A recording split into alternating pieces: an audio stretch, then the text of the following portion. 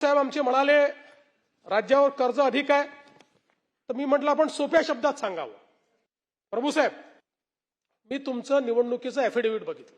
तुमच्या निवडणुकीच्या ॲफिडेव्हिटमध्ये तुमची संपत्ती 14 कोटी आहे आणि तुमच्यावर दायित्व म्हणजे कर्जच म्हणू त्याला हे 3,54,00,000 आहे. आता हे दायित्वाचा विचार केला तर तुमच्यावर दायित्व किती आहे? 25.28% आणि महाराष्ट्रावर 18%. आता या दायित्वानी मला सांगा, तुम्ही कर्जबाजारी होणार का? तुम्हाला नादारी घोषित करावी लागणार का? नाहीच, शक्यच नाहीये. अरे आमच्यासारखे मित्र आहेत तुमच्यासोबत, काय चिंता करता? पण नाहीच.